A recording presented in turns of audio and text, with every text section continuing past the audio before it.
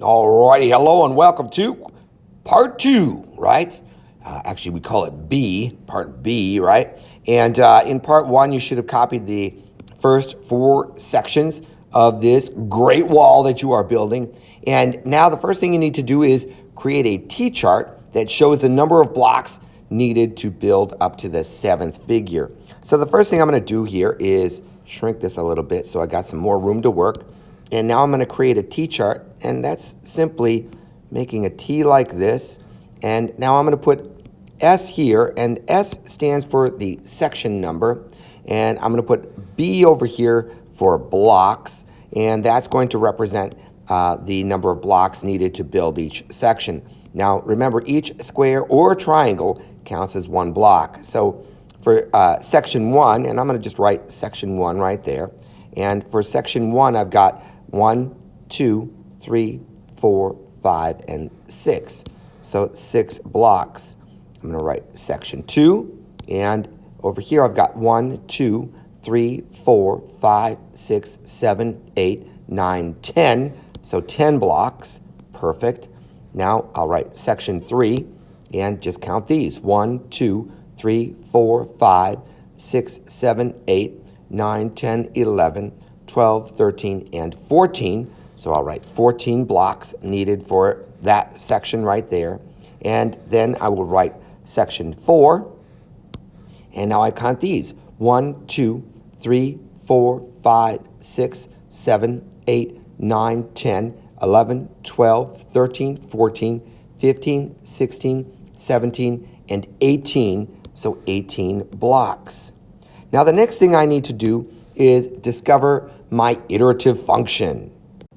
And here we have it, iterative function. I wrote it right there. Now your iterative function is simply the growth from one section to the next. So if I look at this, 6 plus 4, and I'm going to actually just move this a little bit away so I've got a little more room, and I can simply go I like to call these carets, and I go, okay, 6 plus 4 will give me 10, and I make another caret, and then 10 plus 4 will give me 14, and then I make another caret, and 14 plus 4 will give me 18. Now I need to get 3 in a row, and once I do, I've established a pattern that will continue on and on forever and ever, my friends. So now all I have to do is continue to add the iterative function, and your iterative function is plus 4.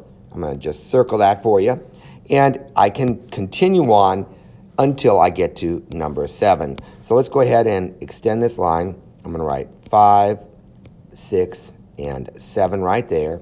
And now if I add 4, so I just go 18 plus 4 will give me 22. So I'm going to write 22 right there. And then I simply add another 4. And 22 plus 4 is going to give me 26. Oops, let's do that in black. 26. There we go. And then I'm going to add another group of 4. And plus 4 is going to give me 30 on the head. I love it. So now I have completed my T-chart, right? And so I've got my T-chart all the way to section number 7. So in order to build the 7th figure here, or a section, I would need 30 blocks. Alrighty, well, let's move on here, and I want to show you something else. Your iterative function is also known as your coefficient. Now, if you look up here, we've got a repeating that goes 1, 2, 3, 4, and then I've got 2 groups of 4, right? And then I have 3 groups of 4, and then I have 4 groups of 4. So 1 row of 4, 2 rows of 4, 3 rows of 4, and then 4 rows of 4, right? And now what I want to do is color my coefficient blue. So I'm going to just circle this, and then I'm going to color each row here blue, right? Alrighty, so I have enlarged this, so I've got a little bit more room to work, and now I'm going to color this first row in blue, right? And there's my my coefficient for section number 1. And now I'm going to color in this. I got 2 rows here, so here's 1 row blue and a second row that is blue, right? And now for this third section, I've got 3 rows, right? So here's 1 row that's blue, and a second row that's blue. I love coloring this stuff in. And then a third row that is blue. Lovely.